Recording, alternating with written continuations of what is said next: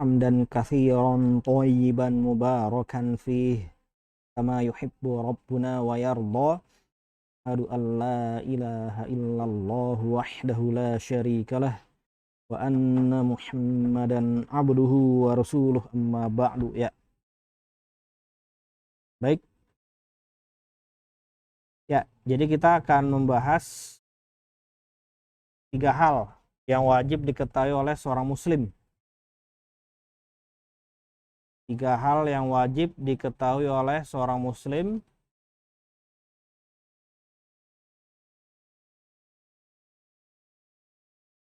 yang merupakan kelaziman dari 4 hal yang wajib diketahui oleh seorang muslim. Ya, 4 hal yang wajib diketahui oleh seorang muslim. Pertama, mengenal Allah. Ya, paket mengenal lah kalau mau bisa dibilang. Mengenal Allah, mengenal Nabi Muhammad, lalu mengenal agama Islam dengan dalil. Ya. Kedua, berdakwah kepada ilmu yang telah kita ketahui. Lalu yang ketiga, yang kedua beramal dulu ya, beramal mengamalkan ilmu yang telah diketahui, lalu mendakwahkannya. Itu nomor 3. Keempat, baru bersabar ya atas cobaan yang menghadang di jalan dakwah. Itu 4 hal yang harus diketahui oleh seorang muslim. Lalu 4 hal ini melazimkan 3 hal yang wajib diketahui oleh seorang muslim juga ya. Pertama, ya,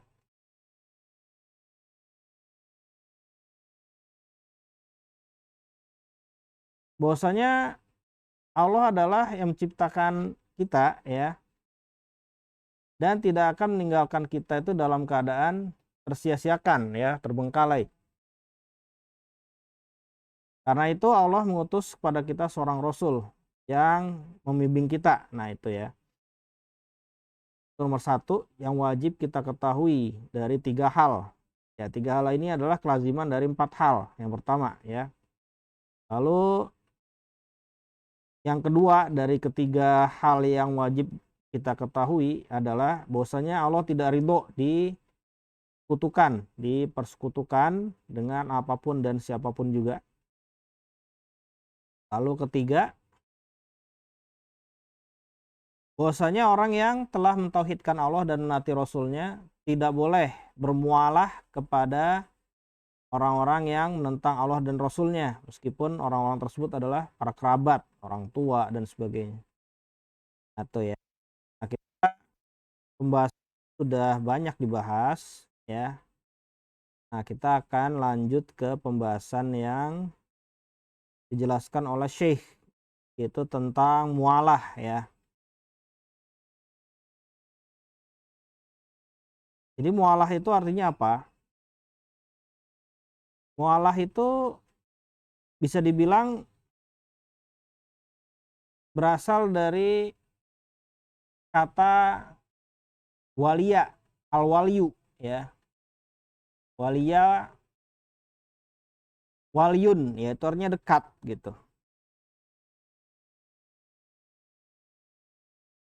Tapi sebagian ulama bilang al-mualah itu asalnya dari makna mahabbah, kecintaan ya. Nah, memang ada kelaziman antara dekat dengan kecintaan, condong ya, memang ada kelaziman gitu. Yang saya jelaskan bahwasanya al-mualah itu berasal dari kata walia, waliyun masdarnya, artinya dekat. Itu saya ambil dari kitab As-Sihah ya. As-Sihah karya Al-Jauhari ya.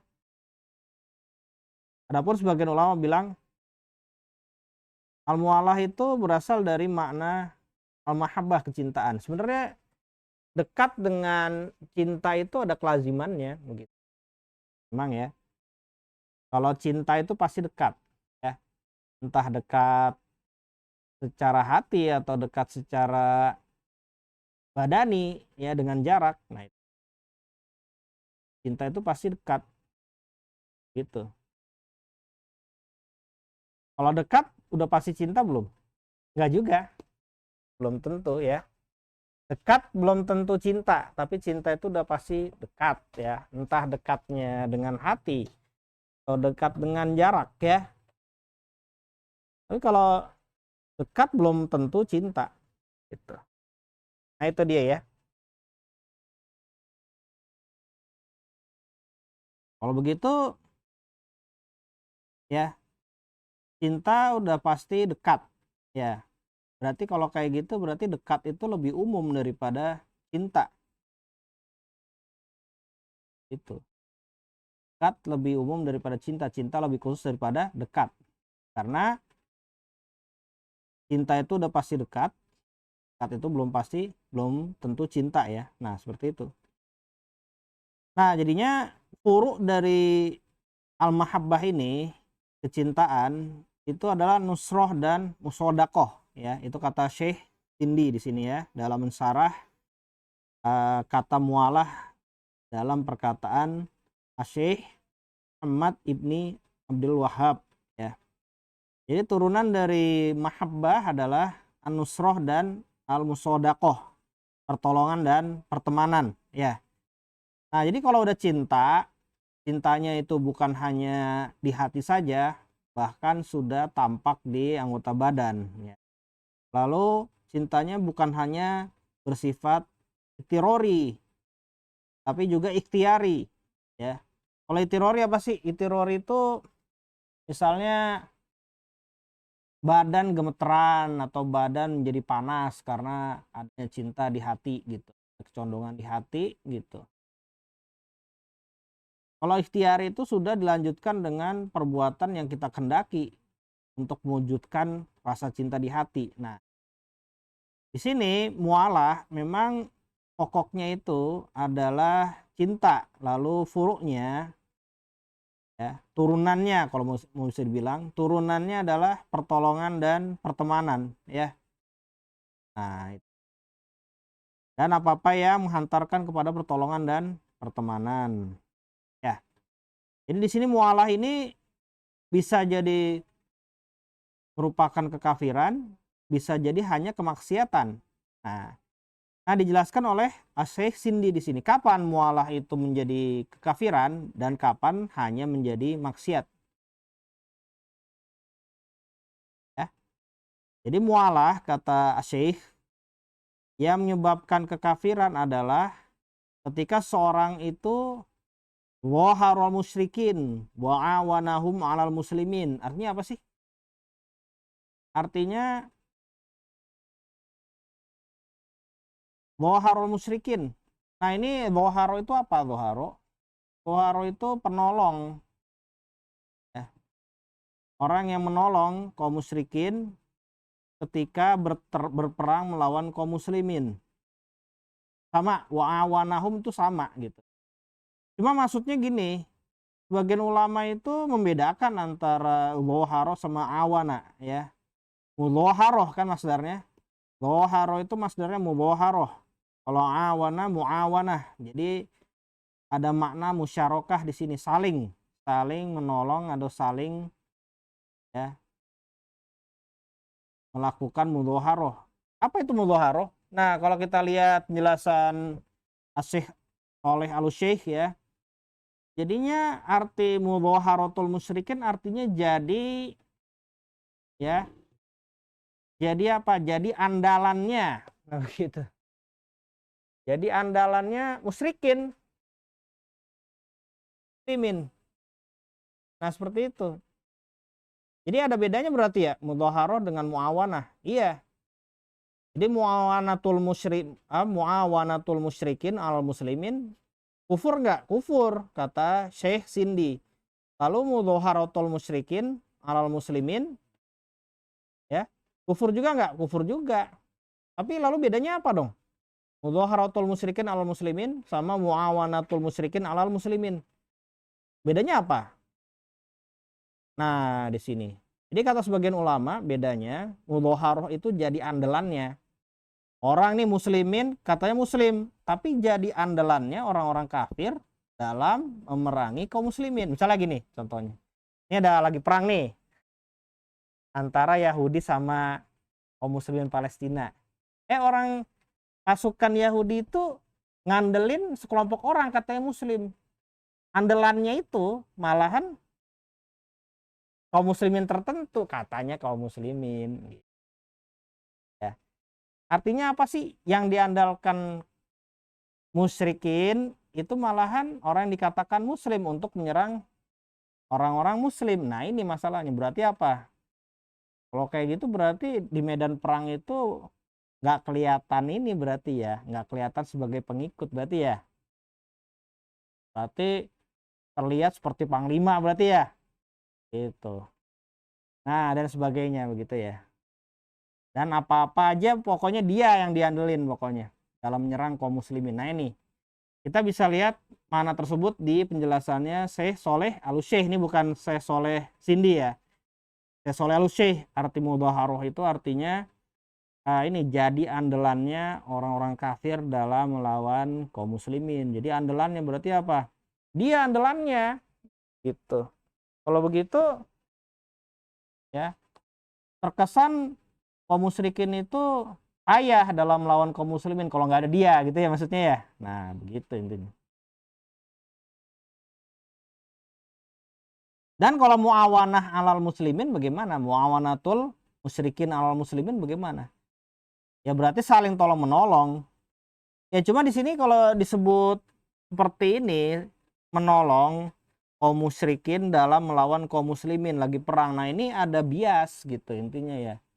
Memang berarti bentuk pertolongan apa sih yang menyebabkan ini seorang muslim itu keluar dari Islam ketika menolong orang-orang musyrik dalam memerangi kaum muslimin? Bentuk pertolongan apa?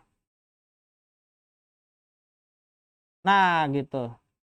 Intinya kita harus lihat sirah sebagainya ya. Jadi pertama kita harus lihat sirah ya.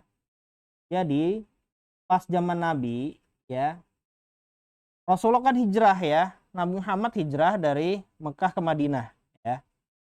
Nah, tapi ada orang-orang yang masih tinggal di Mekah saat itu ya, yang tidak hijrah.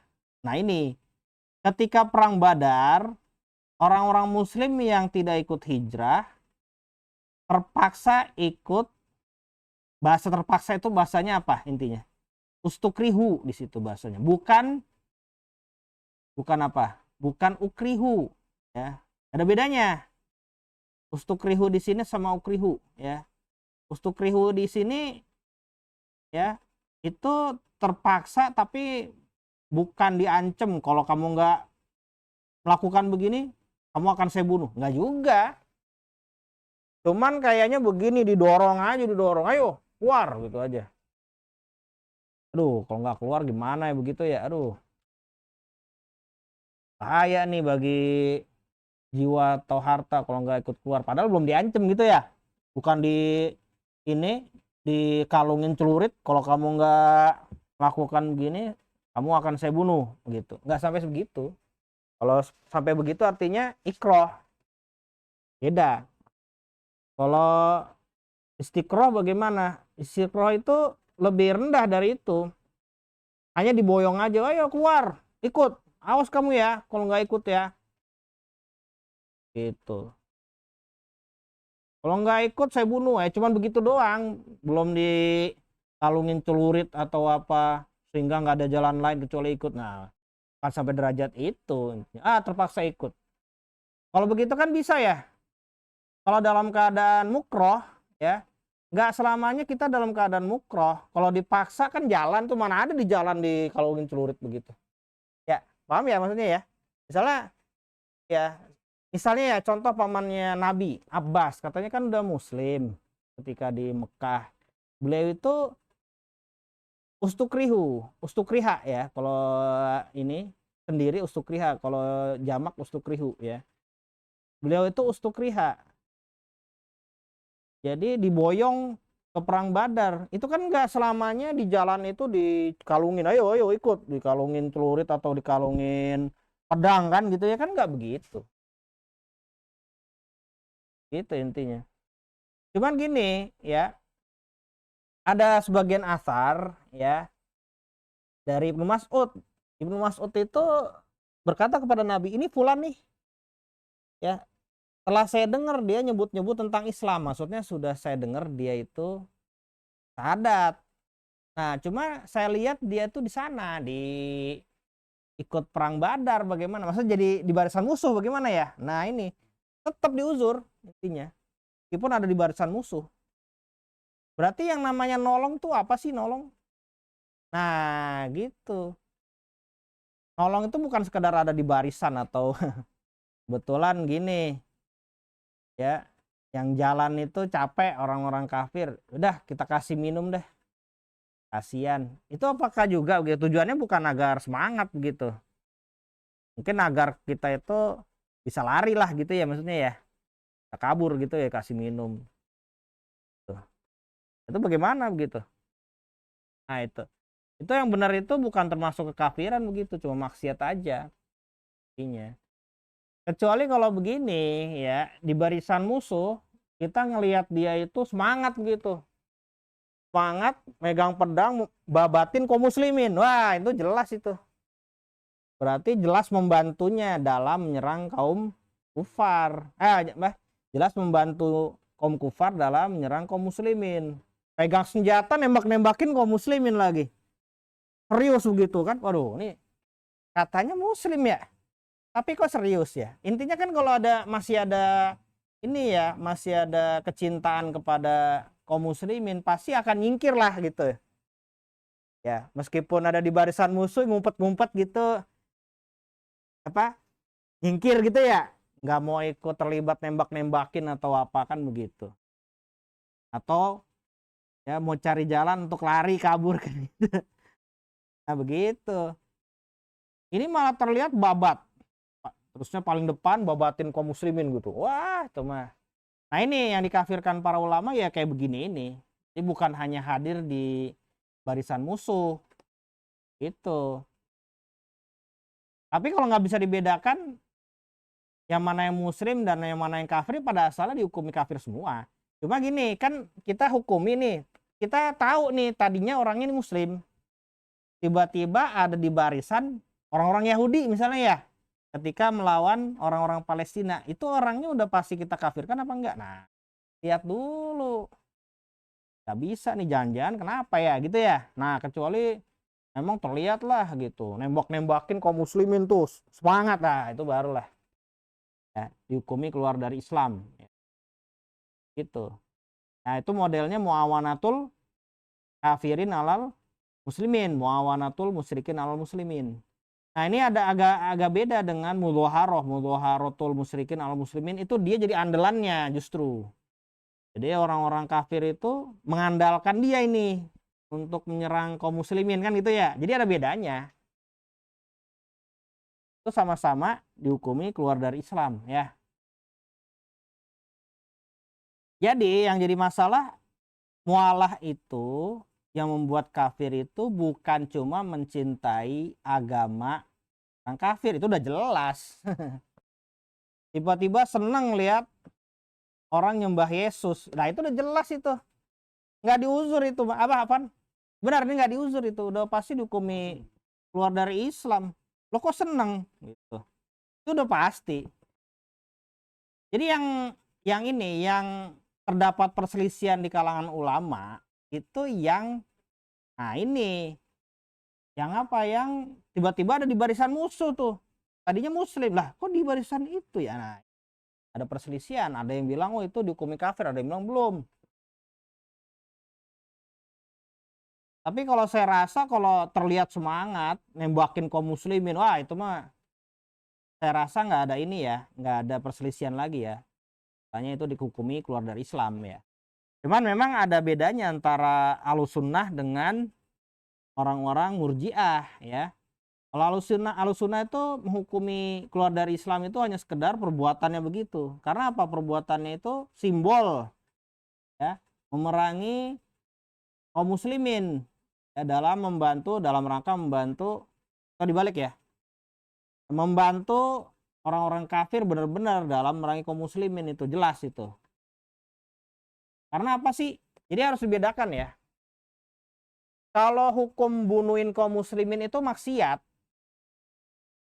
ya, pada asalnya maksiat. Hukum membunuhi kaum muslimin. Kaum muslimin ada nih di depan kita. Kita tembakin aja pakai pistol. Itu perbuatannya itu kufur atau tidak? Itu bukan, itu maksiat. Ya kan? Lah kok bisa ketika di barisan musuh ada orang begitu, tadinya kita hukum muslim nih. Kita lihat di barisan musuh bunuhin kaum muslimin begini. Kok dihukumi kafir ya? Padahal tadinya kan dihukumi muslim. Misalnya gini, kita lihat nih, misalnya ya, ada orang muslim tiba-tiba pakai pistol atau pakai M47 ya. Ada kaum muslimin lewat ditembak-tembakin sampai mati. Itu maksiat apa kufur? Maksiat kan? Ya, maksiat udah pasti. Ahlussunnah itu menghukumi maksiat. Tapi bagaimana kalau dia itu seperti itu konteksnya perang? Ya. Perang antara kufar sama muslim. Lalu dia begitu di barisannya orang-orang kafir. Sasarannya kaum muslimin, bagaimana? Lah kok ini ya dibedakan hukumnya ya? Kan jenis perbuatannya sama ya, membunuhi kaum muslimin kan? Mau di mana aja seharusnya sama. Bener nggak? Iya. Tapi begini, ternyata yang dilihat tuh bukan seperti itu. Yang dilihat begini, kalau dia membunuhinya itu membunuhi muslim, sedangkan konteksnya itu lagi perang antara kufar dan muslim, dia berada di barisan kufar ya. Kita lihat, jadinya kalau ada perang antara muslim dengan kufar, itu berarti ya seolah-olah ya lagi perang antara simbol Islam sama simbol kafir ya. Simbol kufur lagi perang dengan simbol Islam. Nah, dia itu seakan-akan belain simbol kufur. Ya, antum paham ya? Nah, begitu arahnya ke situ. Nah, makanya dibedakan ya. Nembakin kaum muslimin maksiat. Tapi kalau dilakukan ya ketika lagi perang antara muslim dengan kafir dan dia melakukannya itu di barisan orang kafir, targetnya orang muslim. Kenapa dia bisa dikafirkan? Karena apa? Ternyata kalau lagi perang antara muslim dan kafir berarti lagi perang tuh antara simbol Islam sama simbol kufur. Kalau begitu dia dianggap membela simbol kufur melawan simbol Islam. Nah, kelazimannya berarti dia itu lagi belain agama orang kafir. Nah, begitu. Kelazimannya ya. Cuma begini, ya, terkadang ada subhat. Ya, apa iya begitu? Misalnya gini, subhatnya begini, ya. Jadi, ya, seperti kasusnya di Syria gitu ya. Misalnya gini, rakyat itu udah gerah sama ISIS gitu. ISIS kok ngerusak aja ya, gitu intinya ya. Udah kita daripada apa? Daripada kita ini dijajah sama ISIS, sudahlah kita minta tolong aja sama Amerika buat ngusir ISIS biar kita itu tetap aman. Itu dihukumi bagaimana? Nah, dihukumi tetap muslim kayak begitu, intinya beda konteksnya. Jadi kita nggak bisa menghukumi orang yang seperti itu tuh jadi kafir, tetap muslim. Kenapa? Itu konteksnya dia malah ingin menjaga agamanya, ya. Menjaga agamanya dari ancaman ya muslim, tapi muslimnya nggak baik kan gitu ya, tapi dengan bantuan orang-orang kafir. Habis itu orang kafirnya pergi, dia tetap ini ya, Amerikanya pergi, dia tetap menguasai daerahnya kan gitu ya. Udah, berarti memang tujuannya tuh bukan belain orang kafir, cuma menggunakan orang-orang kafir sebagai penolong aja supaya nggak dijajah sama ISIS gitu ya. Kan seru tuh kayak begitu tuh ya, maksudnya ini ya perkaranya itu cadit ya waktu itu ya, jadinya orang muslimin itu susahan gitu. Bagaimana nih kita daripada dijajah sama ISIS, memang muslim cuma ya begitu, udahlah kita minta tolong aja sama ini PBB atau apa gitu ya. Nah, habis itu ya udah PBB-nya kemana, kaum musliminnya tetap menguasai daerahnya.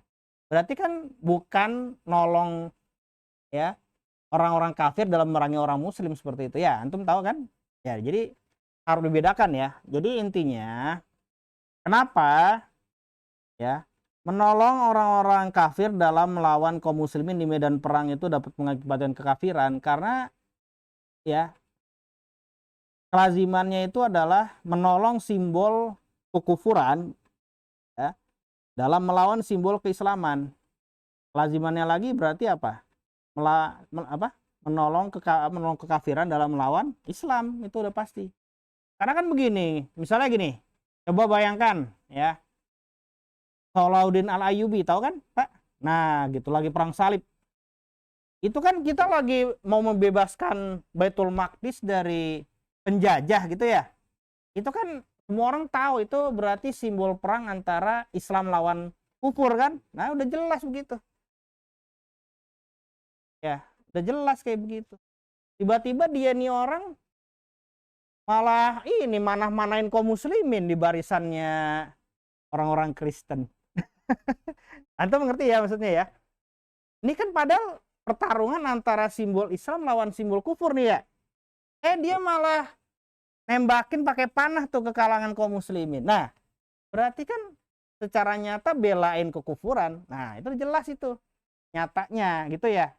Jadi makanya munuhin kaum muslimin di suatu keadaan tertentu menjadi kufur. Nah, di keadaan lain enggak, maksiat. Pada asalnya maksiat kan?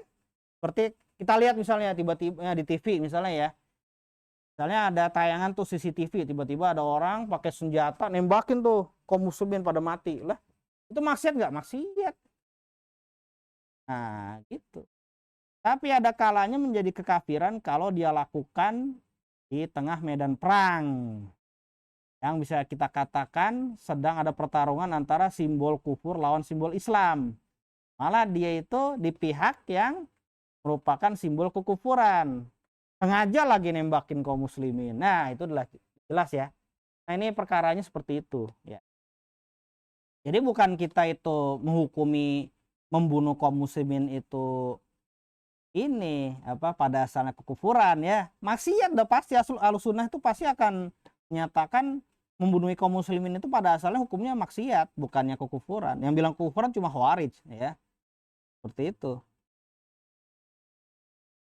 Ya. Nah, itu masalah ya. Mudhaharatul musyrikin alal muslimin, muawanatul musyrikin alal muslimin. Ya. Nah, itu ya. Lalu contoh lainnya, contoh bagi mualah yang mengakibatkan kafiran adalah seneng agama orang-orang kafir itu berkuasa, seneng gitu. Ada perasaan bangga, seneng. Itu udah pasti jelas. Gak ragu lagi gitu. Nah, ya. Atau mencintai orang-orang kafir karena agamanya itu udah jelas, bukan karena jagonya main bola, itu lain ya. Harus dibedakan. Messi nih jago banget nih, jadi seneng lihat main bolanya. Itu bukan itu.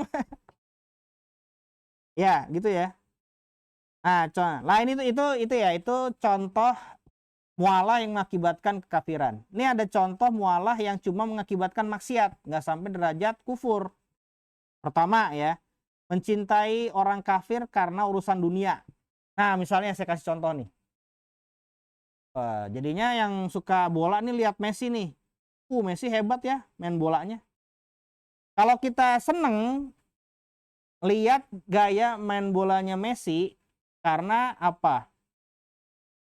Karena hebat ya, karena menyelisih kebiasaan yang berlaku. Kok hebat ya, nggak kayak yang lain nih. Itu maksiat apa enggak? Enggak maksiat. Yang maksiat kalau apa? Diterusin sampai fotonya dipajang. Begitu. Sampai apa? Hati terkait tuh, pokoknya mau lihat Messi terus. Nah, begitu baru. Kalau cuma ngelihat hebat ya, enggak. Harus perhatikan ya. Itu beda. Itu kalau kayak gitu tuh wajar, Pak. Hobi kan melihat orang nendangnya bagus ya, gol, wah hebat, takjub, itu enggak Pak, itu biasa, itu begitu. Enggak maksiat. Cuma kalau diterusin, hati terkait dia. Ya sampai jadi idola. Pokoknya di mana-mana Messi, pokoknya. Di kamar pasang fotonya, foto Messi. Ya, bukunya buku tulis Messi. Itu maksiat. Tapi kalau cuma ngelihat aja, hebat banget Messi tendangnya. Enggak itu. Enggak maksiat itu. Itu namanya kesukaan secara tobiiyah. Biasa orang kalau melihat hal yang hebat, mau dari orang yang kafir atau mau dari muslim pasti akan ada takjub ya. Itu wajar itu. Ya, cuma kalau diterusinnya jadi ketempel di hati. Nah, itu terusin. Nah, itu jadi maksiat. Nah, itu ya. Jadi bedanya seperti itu.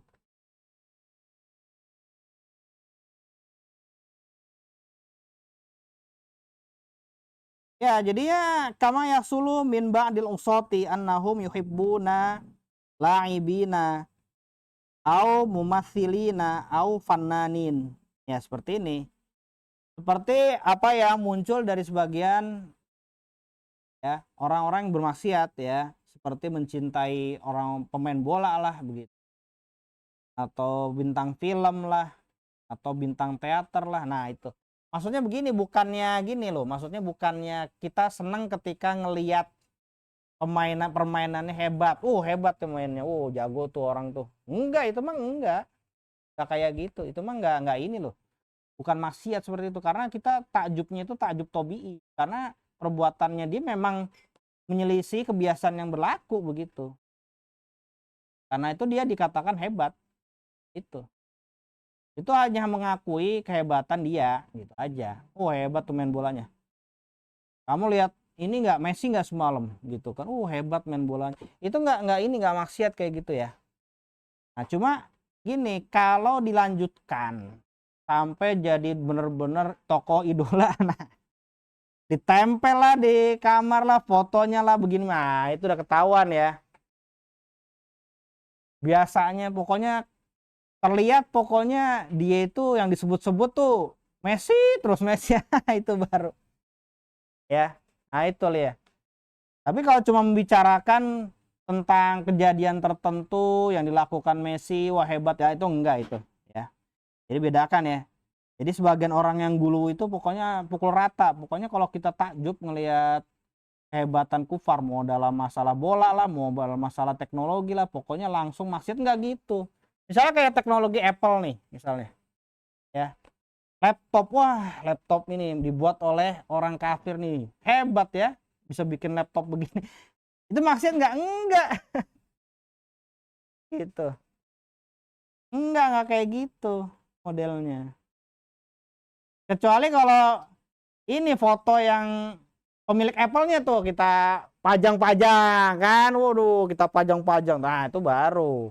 Kalau cuma kita muji-muji karyanya nih, hebat nih, karyanya begini ya, teknologinya bagus nih, nah itu enggak itu ya. Ya, perhatikan ya, bedanya begitu. Contoh lain yang maksiat, misalnya bos ya, bos kebetulan non muslim datang, ya pak sambilin sepatunya, pak nih sepatunya ya pak, kita ciumin tangannya, nah itu gulu, itu maksiat ya. Enggak, bukan kafiran, itu maksiat ya intinya. Nah, kayak gitu. Dia harap hati-hati ya. Jadi banyak kaum muslimin itu terjebak di masalah ini, banyak gitu. Susah ya intinya. Cari muka lah ya bahasa lainnya ya. Nah, itu ya.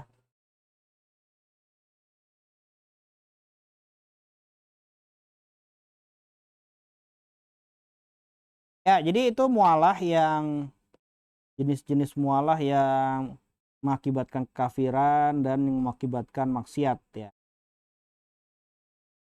Lalu gini ya, sebagian ulama itu ya mengistilahkan mualah yang menyebabkan kekafiran itu adalah mualah tamah, artinya mualah secara sempurna, kecintaan secara sempurna kepada orang kafir ya. Jelas lah, kecintaan secara sempurna kan udah pasti cinta kepada agamanya kan, udah pasti kafirnya itu mualah tamah.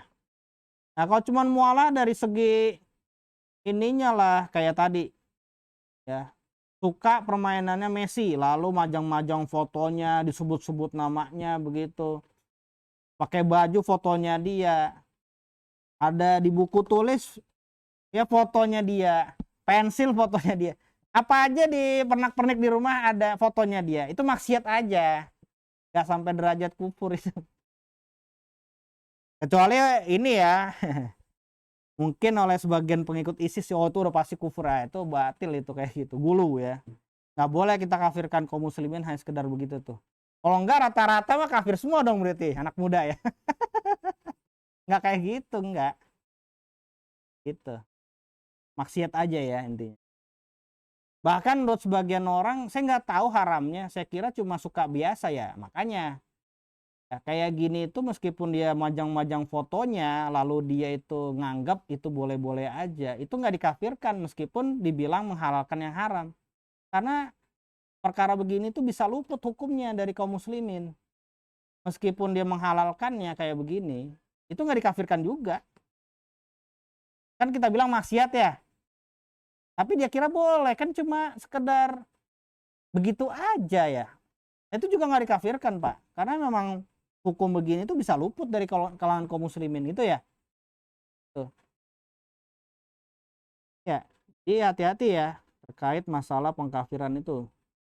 Jadi banyak ininya, banyak syaratnya, banyak penghalangnya. Nah, jadi mualah itu ya, mualah itu dibagi dua, mualah tamah, mualah nakisoh. Nah, kapan-kapan kita tulis di papan tulis ya, mualah tamah, mualah sempurna. Lalu mualah nakisoh ya. Ini bisa merah. Ya. Hah? Ini hitam.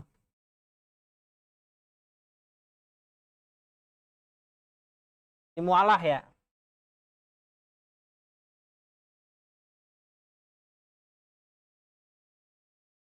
Mualah terbagi dua ini ya.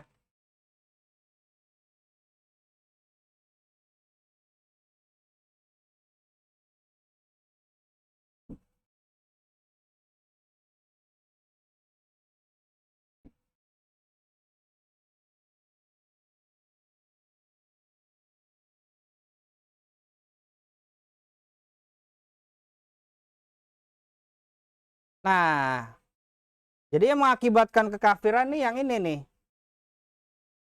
Ya. Ini cuman maksiyah.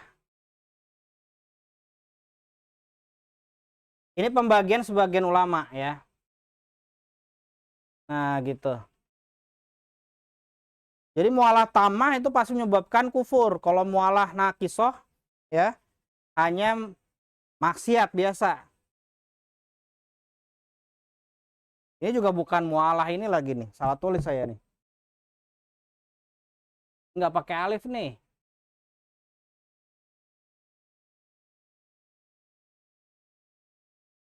Mualatu ya.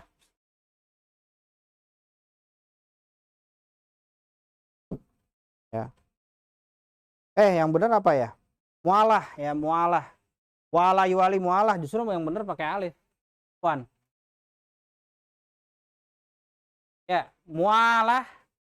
Mualah kan wala yuwali mualatun. Ya. Wala yuwali mualah. Ya, yang benar pakai alif ya.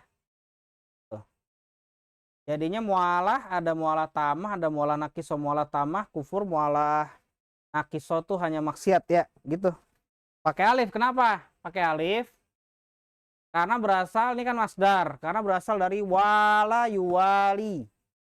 Ya kalau gitu masdarnya mualah. Mualah. Udah seperti itu. Ya, jadi kalau begitu mualah ya, mualah tamah itu yang menyebabkan kekafiran. Apa sih kalau mualah tamah itu? Ya pokoknya menyebabkan kekafiran. Gitu aja gampangnya ya. Nggak usah terlalu nggak usah terlalu sibuk dengan perbedaan istilah pokoknya. Ya ulama bilang mualah tamah itu pasti menyebabkan kekafiran, ya udah. Segala mualah yang menyebabkan kekafiran itu disebut mualah tamah. Kalau mualah nakisoh ya berarti di bawah itu. Itu aja gampangnya. Ya. Gitu. Nah, jadi menurut Syekh Sindi di sini, jadi ada bedanya antara tawali dengan mualah. Ya. Tawali itu mualah kamilah yang namanya mualah tamah. Ya berarti ini istilahnya ada. Istilah lainnya dari mualah tamah. Ya, di sini istilah lainnya berarti tawali di sini.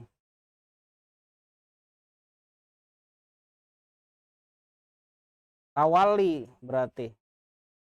Jadi istilah lainnya mualah tamah itu adalah tawali ya. Nah ini.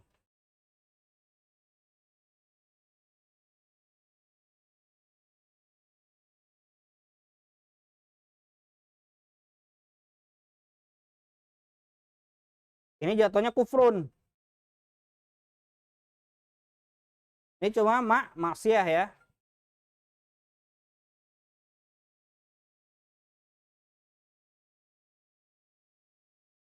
Nah, ini mualah tamah, nama lainnya adalah tawali. Itu kufur ya.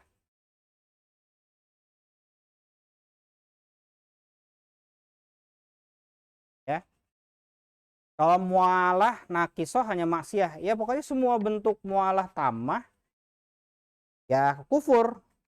Berarti segala kecintaan dan segala kedekatan yang membuat kafir pelakunya disebut apa?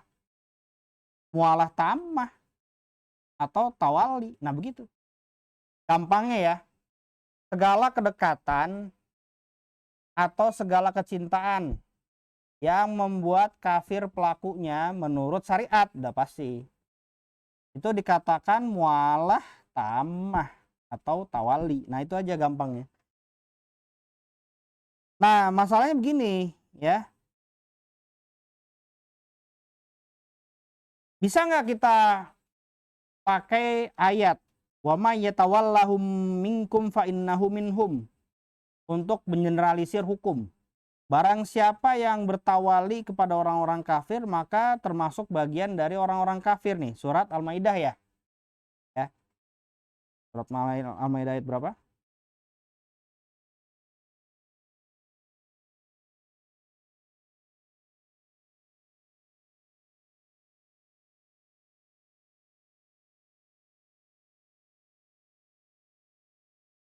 Ya, surat Al-Maidah ayat 51 ya. Wa may yatawallahum minkum fa innahu minhum. Barang siapa yang bertawali kepada orang-orang kafir, maka termasuk bagian dari mereka, yaitu kafir juga. Lalu bagaimana? Kita bisa mengkafirkan orang enggak dengan sekedar ayat ini? Misalnya gini, kita bisa menjustis ini tawali, ini bukan. Ini tawali, ini mualah tamah, ini bukan. Bisa nggak kita menjustis begitu dengan sekedar ayat ini? Nah ini susah Pak, soalnya begini ya. Arti tawali dan mualah berasal dari kata waliya walyun, dekat atau cinta. Ya. Kalau kayak gitu sekedar dekat aja kafir dong kalau kayak gitu. Misalnya kita kebetulan lagi ini jalan sama ini kolega kita ya. Kebetulan orang Nasrani atau lagi belanja di pasar, kebetulan tukangnya orang Nasrani. Kan deket tuh. Kafir dong kalau kayak gitu. Wah bahaya kalau kayak gitu. Gak ada yang selamat dong. Nah berarti masalah begini ya harus datang penjelasannya dari dalil lain. Berarti termasuk ayat ini termasuk mujmalat. Termasuk mujmal. Jadi nggak bisa kita hukumi orang kafir hanya sekedar pakai ayat ini. Nah kalau kita lihat pendukung ISIS nih. Ya mereka mengkafirkan dengan mudah pakai ayat ini. Lalu mereka ya wa may yatawallahum minhum fa innahu wa may yatawallahu wa may yatawallahum minkum fa innahu minhum wa may yatawallahum minkum fa innahu minhum. Jadi barang siapa yang bertawali kepada mereka maka bagian dari mereka. Nah, lalu Enaknya aja, seenaknya aja. Wah, kamu bertawali kepada mereka. Lah, taunya dari mana ya? Kamu kan deketan. Nah, apa aja pokoknya. Pokoknya sekedar deket ya, bisa dikafirkan. Misalnya gini, ada orang nikah di KUA ya, kafir. Angkat wali dari kalangan KUA kafir karena KUA itu dari pemerintah. Nah, itu parah pokoknya ya. Nah, seperti ini ya. Jadinya kalau kayak gitu repot. Jadinya akhirnya ya, yang termasuk tawali itu diadakan pakai akal. Ya, padahal ya nggak demikian menurut syariat. Jadi begini Pak ya, bisa dibilang ayat ini surat Al-Maidah ayat 51 ini, wa may yatawallahum minkum fa innahu minhum. Itu mujmal, jadi butuh penjelas dari dalil lain. Berarti apa? Ya, segala kedekatan yang menyebabkan kafir itu sudah diterangkan dalil lain. Ya, misalnya apa? Misalnya mencintai agama orang kafir. Kafir nggak kafir? Udah jelas. Disepakati oleh para ulama. Ada orang seneng tuh ya terhadap peribadahan kepada Yesus. Ya, kafir nggak? Kafir. Nah, itu kan udah ada dalilnya, sudah diterangkan para ulama, sudah ada kesepakatan ulama. Nah, jelas itu. Jadi begini ya, nggak bisa orang itu ya mengkafirkan hanya pakai sekedar ayat ini. Lalu apa? Jenisnya dia tentukan sendiri masuk dalam ayat ini. Ya, ini udah pasti dekat kalau gitu kena ayat ini. Ini jauh ya. Jadi belum bisa masuk ayat ini. Taunya dari mana? Dekat yang begini itu menyebabkan kekafiran. Ya pokoknya tebak-tebakan aja. Nah, itu nggak bisa. Ya. Jadi harap diperhatikan ya. Kedekatan atau kecintaan yang menyebabkan kafir itu sudah diterangkan secara jelas dalam syariat apa aja. Nah, jadi nggak perlu tebak-tebakan kayak gitu. Nah, seperti yang saya udah kasih tahu kepada antum, ya, pertama ya yang dijelaskan oleh Sesindi tadi, masalah menjadi andalan orang kafir dalam menyerang kaum muslimin itu konteksnya lagi apa? Lagi perang. Lagi perang yang merupakan perang antara simbol kekufuran dengan simbol keislaman gitu ya. Bukan begini Pak, bukan begini. Jadi ada tuh ya, kebetulan kampung Kristen ya, kampung nih, kampung isinya orang Kristen nih. Kebetulan ya, musuhan nama kampung lain. Isinya banyaknya orang Islam. Itu tuh gontok-gontokan tuh udah gitu. Lalu orang Islam yang berada di ini belain kampung yang kebanyakannya Kristen ini dalam melawan kampung yang kebanyakannya orang Islam itu hukumnya bagaimana? Itu tetap Islam karena apa? Itu nggak jelas itu perangnya.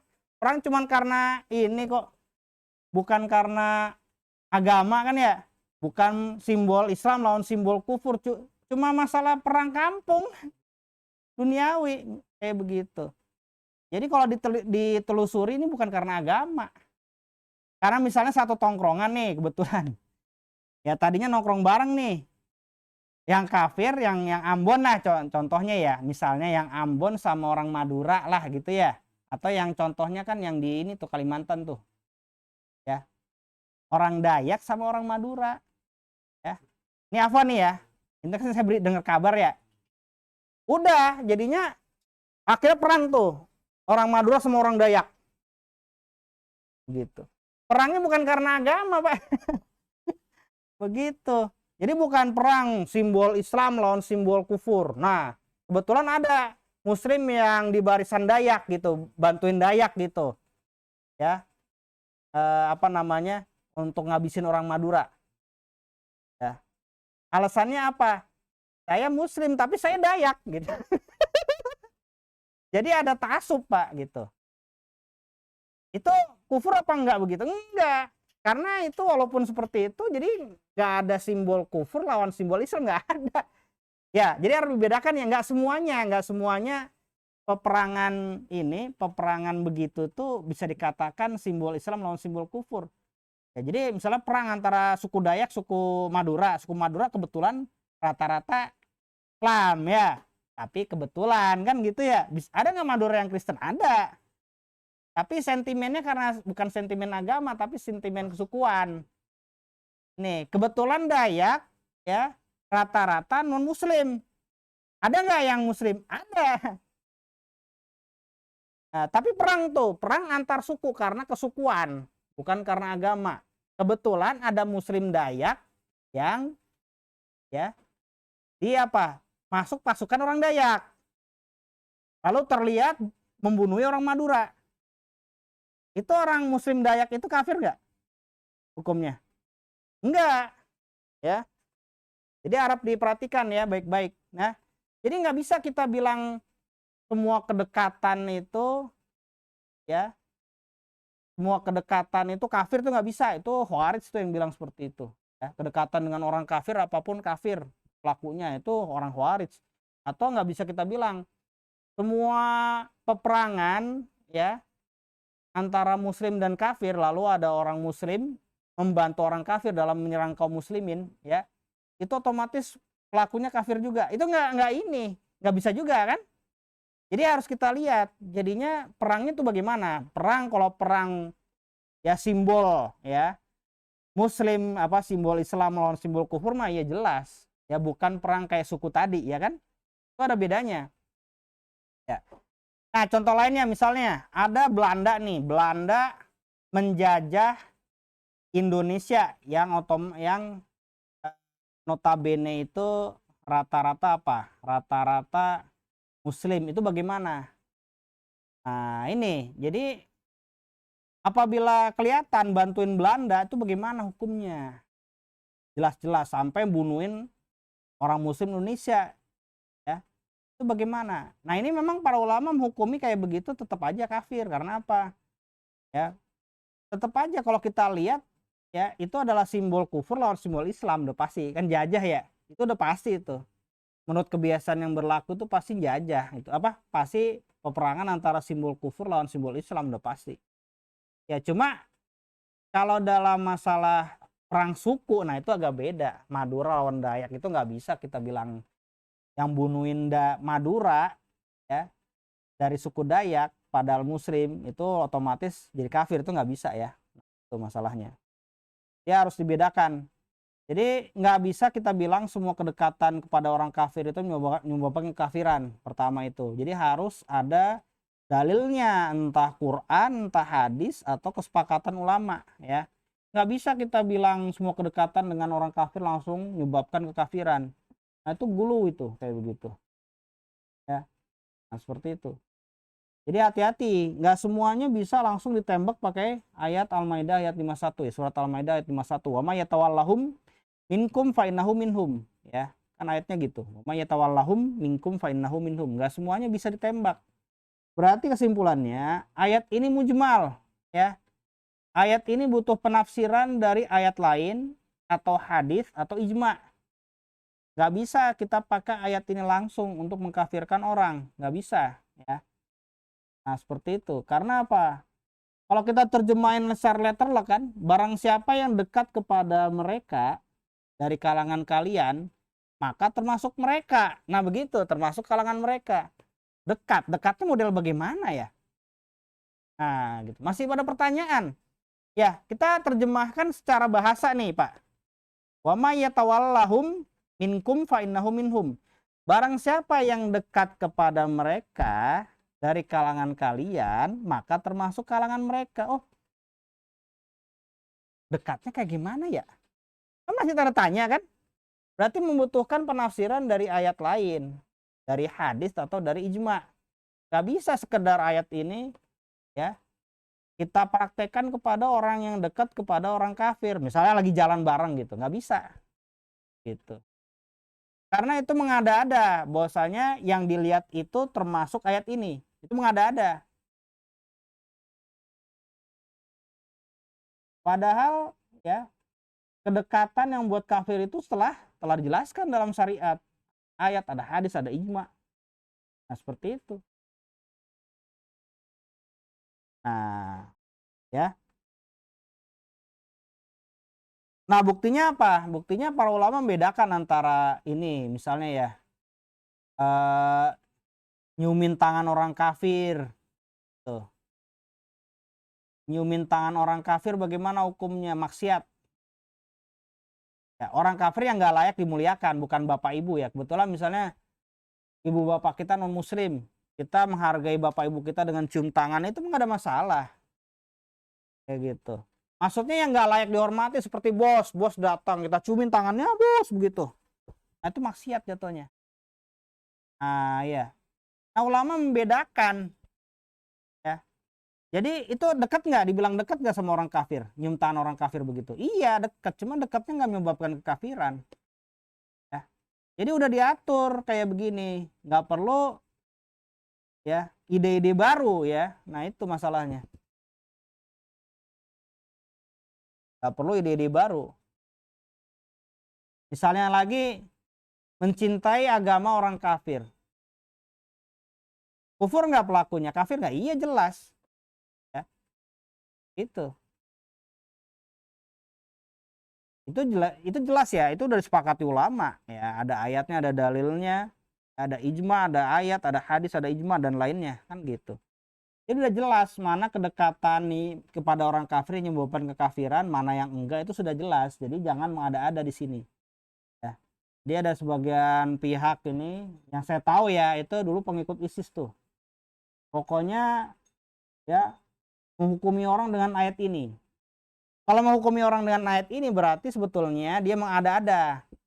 Kedekatan yang dia lihat itu termasuk ayat ini. Padahal bukan termasuk ayat ini kan gitu ya. Iya, itu batil tuh. Nah, jadinya yang masuk ayat ini wa may yatawallahum minkum fa innahu minhum. Yang masuk ayat ini itu adalah kedekatan kepada orang kafir yang telah dijelaskan di ayat lain tentang kekafirannya. Gitu. Atau hadis atau ijma. Nah, seperti itu. Jadi nggak ada ruang untuk mengada-ada di sini. Ya. Hati-hati masalahnya. Ya, gimana? Ada yang mau tanyakan?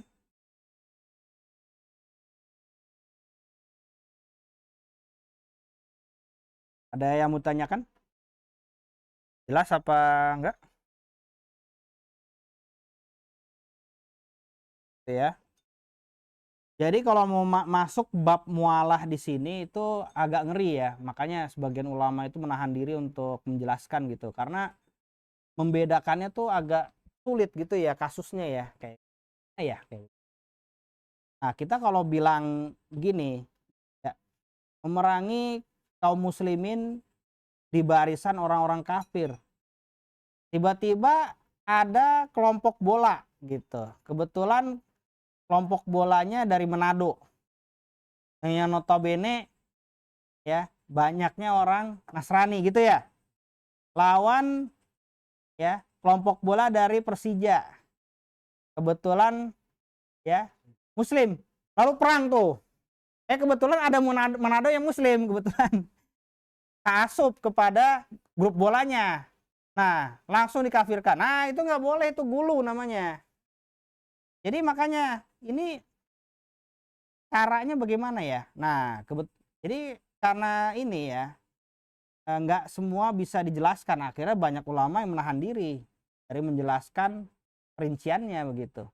Soalnya apa? Kalau dijelasin begitu aja, nanti kita salah ini lagi, salah tembak lagi.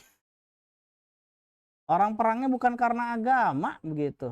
Karena fanatik bola atau fanatik apa, kebetulan yang muslim itu belain kelompok bola yang begitulah gitu.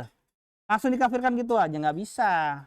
Ya, jadi harus dipahami ya. Jadi konteksnya itu memerangi kaum muslimin di barisan orang-orang kafir itu konteksnya perang karena agama lah, gampangnya begitu ya.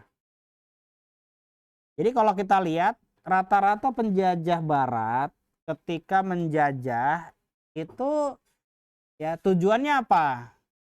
Yang seperti saya baca itu gold, glory, gospel. Ya, gold itu tujuannya apa? Nyari emas, nyari harta. Glory apa? Nyari kekuasaan. Gospel apa? Nyebarin agama. Pasti tuh. Jadi penjajahan barat terhadap kaum muslimin, mau dari Inggris lah, mau dari Prancis lah, mau dari Belanda, itu tenarnya seperti itu. Pasti nyebarin agama. Gitu. Jadi kalau mau dibilang ini nggak ada sangkut pautnya sama agama tuh dusta itu. Zaman dulu tuh pasti kaitannya begitu. Karena orang barat itu tuh lagi kenceng-kencengnya ya, pada abad pertengahan ya. Kan lagi kenceng-kencengnya mereka diatur oleh gereja, ya kan? Gitu intinya, yang tahu sejarahnya. Kayak gitu. Apalagi Katolik ya. Nah, kayak gitu ya.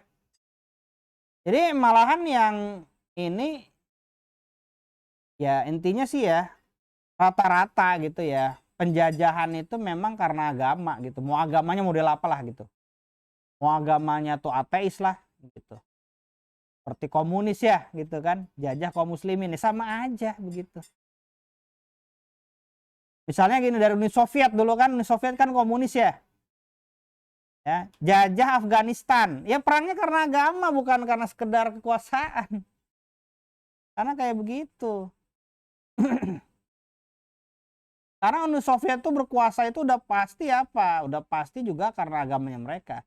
Maksud saya gini, mereka itu agamanya apa sih? Agamanya itu ya tidak beragama gitu maksudnya. Ya, jadi menyebarkan paham ateis kan gitu intinya. Malahan anti agama. Nah ini kan karena kembali kepada pemahaman Karl Marx ya semuanya ya, komunis yang beredar di dunia kan, komunis Soviet. Bahwasanya agama tuh candu. Gitu. Itu. Jadi orang harus diputus dari ya agamanya dan harus diputus dari apa? Rasa kekeluargaan. Semuanya harus menjunjung partai. Jadi ideologi terhadap partai yang harus dibangun. Nah, begitu. Makanya kalau ideologi terhadap partai itu mau dibangun, berarti harus dilepas dari ya ideologi-ideologi masa lalu. Nah, itu menurut komunis begitu. Ya. Ideologi masa lalu atau kenangan masa lalu atau hubungan masa lalu itu harus dilepas semuanya. Jadi semua hubungan harus terkait partai, semua ideologi harus terkait partai yang paling berkuasa dan sebagainya. Makanya itu ya, komunis itu slogannya apa? Tidak ada Tuhan kecuali partai. Nah, seperti itu. Nah, itu. Jadi semboyan komunis Irak dan lainnya, la ilaha illa ba'af. Ya, tidak ada ilah kecuali Ba'af. Ba'af itu siapa sih? Ba'af itu nama partainya, Partai Ba'af. Makanya setelah ulama mengetahui begini slogan-slogan komunis Irak dikafirkan oleh para ulama. Seperti Syekh bin Bas mengkafirkan mereka, ada di fatwa resminya, di situsnya. Nah, seperti itu. Ya. Gimana? Ada yang mau dibahas lagi? Ya. Kalau nggak dibahas selesai ya. Sampai sini. Subhanakallahumma rabbana wa bihamdik asyhadu an la ilaha illa anta astaghfiruka wa atubu ilaik. Ya.